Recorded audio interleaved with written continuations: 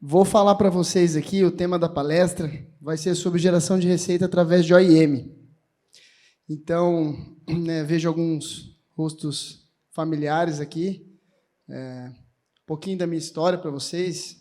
Eu trabalho há 11 anos com energia fotovoltaica, desde lá dos primórdios. Fui fundador da Elect Solar. Então, desde abril de 2014, nós iniciamos as operações.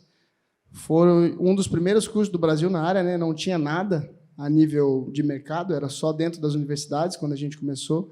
Participei das primeiras instalações, uma das primeiras do Brasil, lá em Florianópolis.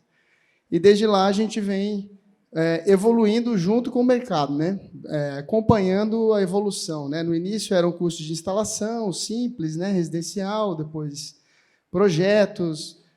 E aí foi evoluindo conforme o setor foi evoluindo, comissionamento, mapeamento com drones, e assim, uma gama enorme. Depois, no final, eu vou mostrar para vocês. Mas o que eu quero dizer com isso tudo?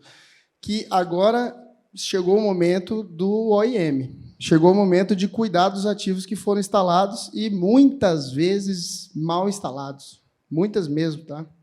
Tem muita usina com defeito, tem muita usina que o pessoal nem sabe se tem defeito ou não, porque não tem um sistema de operação, um sistema de monitoramento bem feito, que oscila, não confiável, com poucos sensores na usina.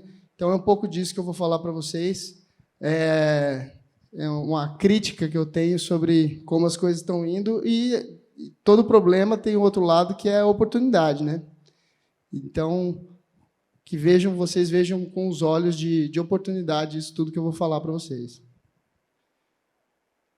Então, falando um pouco de problemas, dentre várias pesquisas, eu ressaltei uma aí, que há uma taxa média de falhas da ordem de 3% nas usinas. Então, a cada 100 usinas que vocês instalarem, 3 delas vão estar com algum problema. É basicamente isso. E essa pesquisa foi feita em usinas maiores de 1 mega. Tá? O Lucas Nascimento, da UFSC, fez uma live conosco há umas 2 ou 3 semanas, e ele apontou uma outra pesquisa feita nos Estados Unidos, usinas acima de 1 mega, mais de 70% delas não estão atingindo o prognóstico. Nos Estados Unidos, usinas maiores de 1 mega não estão atingindo o prognóstico, e não é problema do sol. Tá? Não é problema de radiação, é problema de performance das usinas, de OIM. Tá? Quais são os maiores fatores de problema? Número 1, trackers, acho que isso não é novidade para ninguém, e problemas nas strings. Então, é bem comum a gente ver funcionamento parcial de strings no inversor e de inversores numa planta maior. Tá? É bem comum, e não é tão evidente, tão fácil de perceber isso, tá? Quanto parece. Aqui eu entro um pouco no tema, que são quais são as atividades de OIM. Na hora que a gente fala esse conceito, o O de operação e o M de manutenção, tem um conjunto grande de atividades aí, que eu sou um pouco crítico. O pessoal fala, vou contratar um contrato full OIM. O que está dentro disso? Já pararam para pensar o tanto de atividade que tem? Quem aqui já trabalha com OIM de forma assim, que tem contratos de operação e manutenção? Levanta a mão aí para saber, pessoal. Uma pessoa? Então, menos de 1% aqui, 2. Tem contratos de OIM. Olha só, 3, vai. Olha só, pessoal, estamos falando aí de menos de 3% que tem contratos de OIM. Vocês não acham que isso é uma oportunidade, não? Sabendo que tem muito problema nas usinas, e quanto maior, mais problema. Tá? Então, assim, dentro desse conceito de OIM, que ele é bem extenso, e eu vou passar bem rapidamente aqui, eu fiz essas 6 categorias aí para se pensar ele, que é gestão do ativo de forma técnica, serviços de engenharia, gestão de operações, tipos de garantia e, efetivamente, a manutenção. Tá? Dentro da ordem de gestão de ativos, o que a gente está falando? A gente está falando do aspecto mais amplo disso, que envolve a aquisição do capital, forma de remuneração do capital, controle do payback, controle, né, de basicamente o retorno do dinheiro para o investidor. E quando se fala de GD, você tem toda essa logística dos créditos, né, que é um belo de um problema a ser resolvido. Então, tem empresas especializadas nisso, né? E muitas empresas que atuam nessa questão de energia por assinatura em GD, elas têm seus próprios sistemas de gestão de crédito, e tem outras empresas aí, inclusive parceiras nossas, que fazem essa questão dos créditos. Então, a gestão do ativo, ela envolve, de forma mais ampla, gestão da SPE, né? Cada usina é uma empresa, então tem contabilidade, tem jurídico, tem todas as aplicações, né? A hora que a gente fala em ativo técnico, daí entra no nosso mundo aqui da PV Operation, que é a supervisão da planta constante, integração de vários sensores, vou mostrar para vocês ali mais adiante, e toda a questão mais técnica, né? Engenharia, né? O que já pode ser feito? Comissionamento em campo, recomissionamento, serviços de pós-comissionamento, com rotinas de testes, né? A gente já esteve envolvido em dois retrofits completos de usina de 5 mega. Trocou todos os inversores.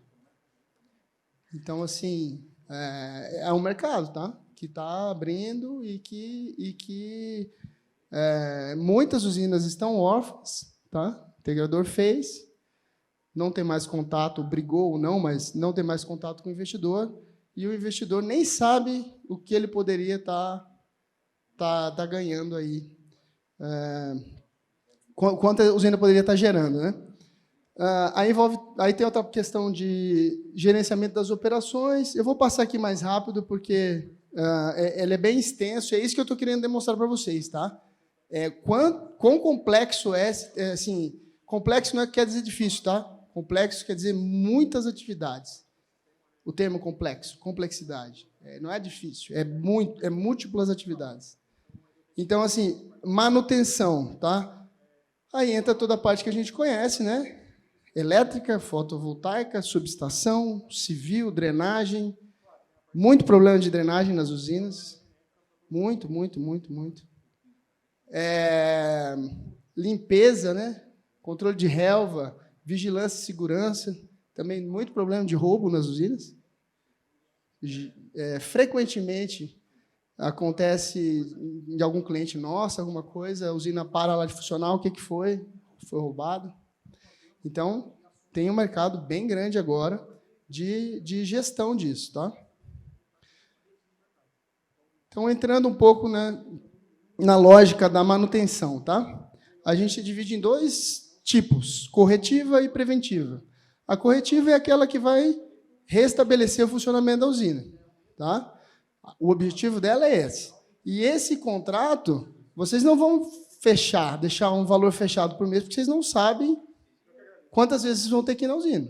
Principalmente se não foram vocês que fizeram a usina. Então, vocês nem sabem se aquela usina é uma usina saudável ou não. Então, o contrato de manutenção corretiva ele é por homem-hora, mais custos de deslocamento, hospedagem, Vocês vão definir o homem-hora. E o outro é de preventivo, que eu vou falar na sequência. Então, a gente vai restabelecer esse funcionamento da usina o quanto antes, né? Alguns exemplos de problemas que não são tão evidentes, que precisa, né? Você precisa de uma rotina de pós-comissionamento em campo, com os equipamentos mesmo, ou fazer um monitoramento como a gente oferece na PV Operation, para você estar vendo em detalhe esse tipo de situação, né? E a rotina de manutenção preventiva é essa sim, vocês podem fazer um contrato fechado com o cliente e fazer um parcelamento anual, por exemplo, onde está estabelecido uma rotina de testes classe 1 e classe 2 por ano, por exemplo. Tá? Mais tantas lavações, mais tantos controles de relva. Isso vocês colocam um preço fechado e deixam já um gatilho de homem-hora para acionamento de corretiva. Tá? Com o tempo de resposta, né? Que a forma de garantia mais adequada é se falar em tempo de resposta. Tá? Inclusive, eu passei esse slide aqui, mas só vou dar ressaltar ele um pouco melhor. as garantias lá em cima, ó, garantia de tempo de resposta, de disponibilidade, taxa de desempenho e de produção. Tá? Garantia de tempo de resposta é o que eu estou aconselhando vocês a fazerem. Então, vocês combinam um SLA, um Service Level Agreement, um acordo do quanto tempo vocês vão demorar para chegar na usina se tiver um acionamento por parte do operador, seja o operador vocês ou um terceiro. Tá? Então, vocês têm que definir um raio que vocês consigam depois, obviamente, chegar na usina. Chegou na usina, vocês vão ver o que aconteceu e passar um diagnóstico para o proprietário, para o contratante, dizendo aconteceu isso, isso e isso. Aí ele vai acionar ou não a corretiva. Tá? Garantia de disponibilidade.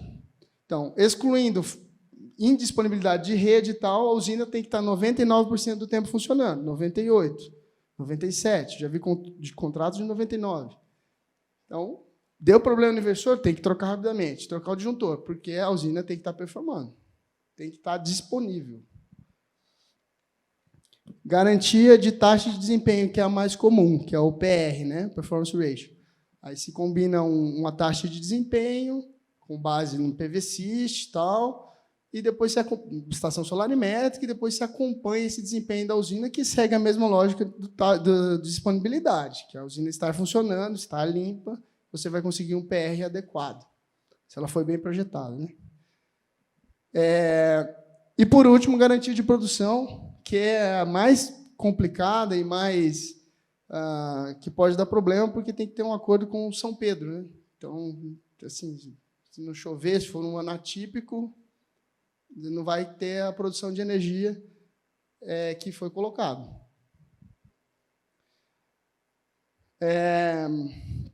Então, voltando aqui para as preventivas, né?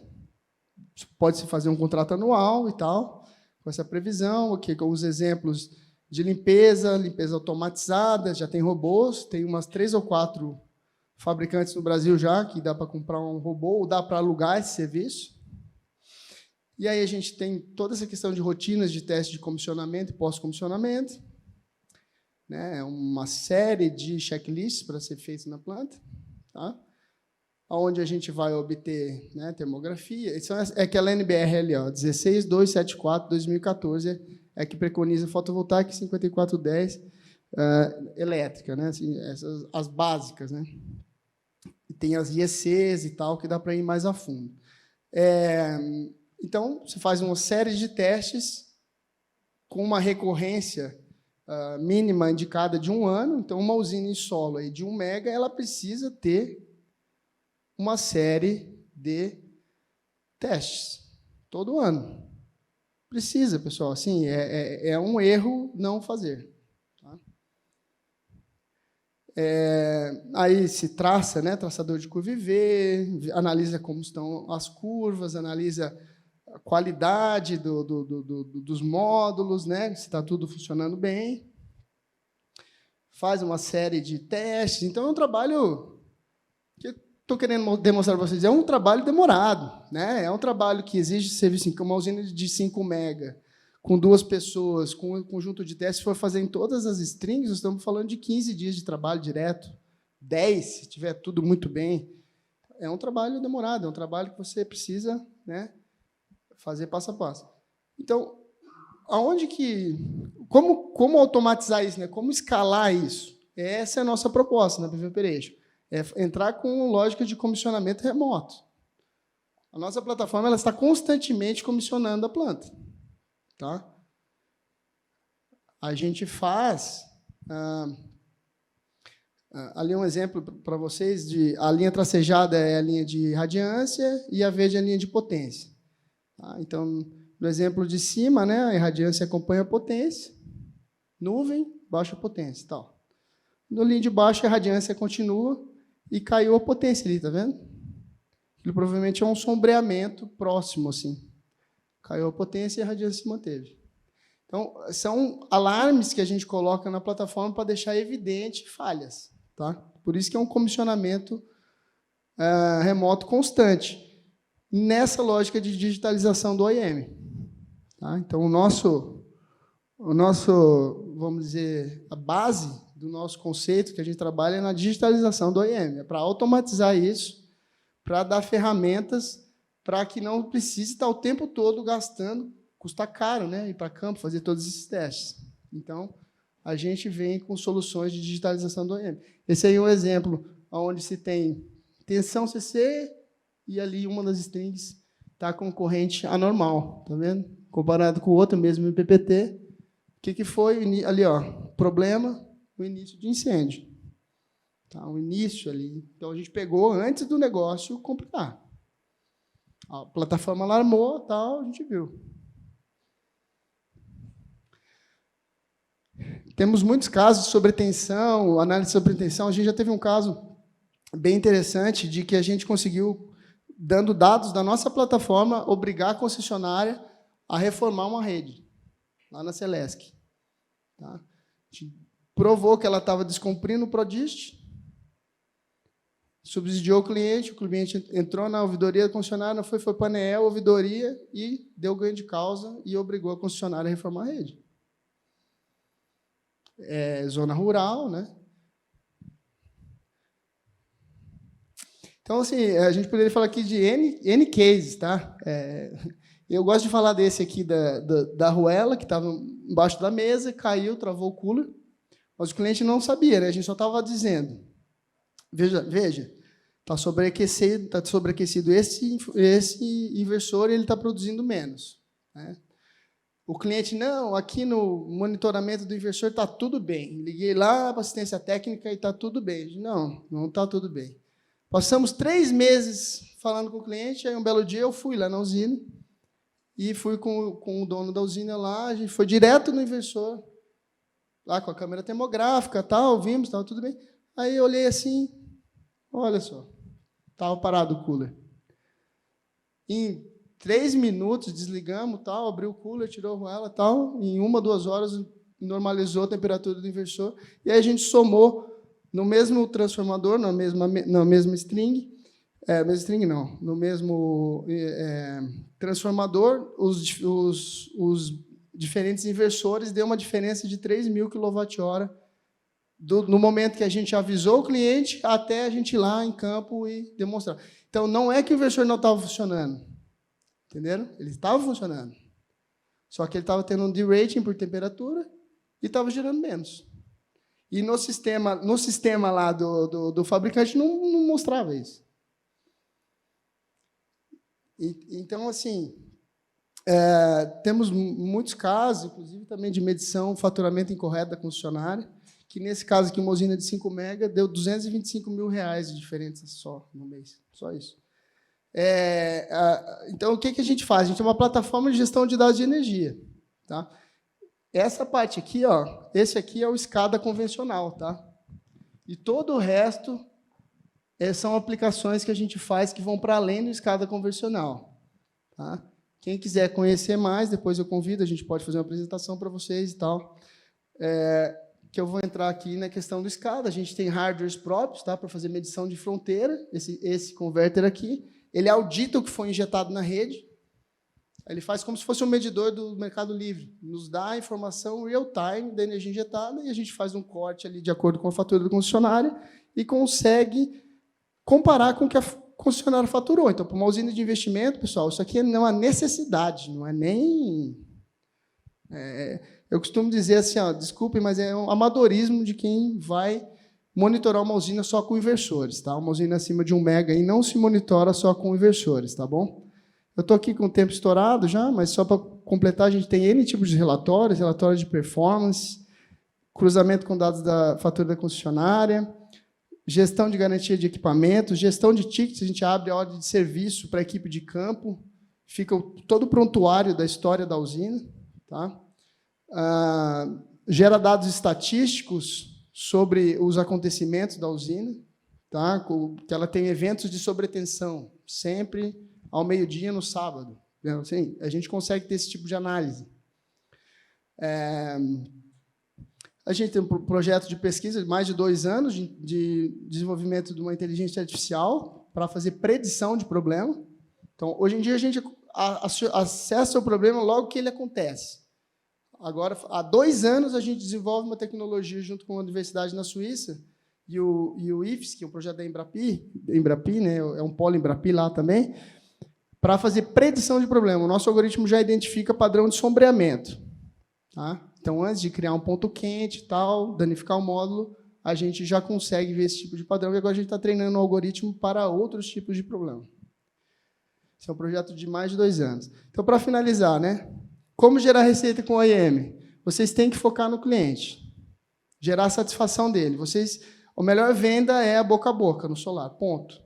Então, vocês precisam cuidar da operação da usina, para que ele indique outros clientes e assim vocês consigam atuar nessa área. Tá? Por fim, nós temos o Electflix, que é uma plataforma de mais de 3.000 assinantes, mais de 300 horas de conteúdo. Tá? Esse QR Code aqui, para quem quiser aproveitar um cupom de 50%. Nós temos a imersão, o OIM, que é no laboratório da UFSC, tá? Que vai ser dia 17 e 18 de maio, lá em Florianópolis. Alguns dos clientes que já fizeram treinamento conosco. A gente tem 11 anos de história, né? Elect Solar fazendo isso. Então, é uma imersão bem bacana de dois dias só de OIM, tá? Dentro do laboratório da UFSC. Também um cupom de desconto com 10%. E, por fim, nós temos o nosso evento, que é o 360 Solar, que vai ser dia 7 e 8 de novembro em Florianópolis. Vai ter uma temática bem grande sobre gestão de ativos, OIM, que é no Centro-Sul, logo na entrada ali de Florianópolis. Convido vocês todos a conhecerem. É um congresso, uma feira, que já vai para o 4º ano. Tá bom, pessoal? Obrigado.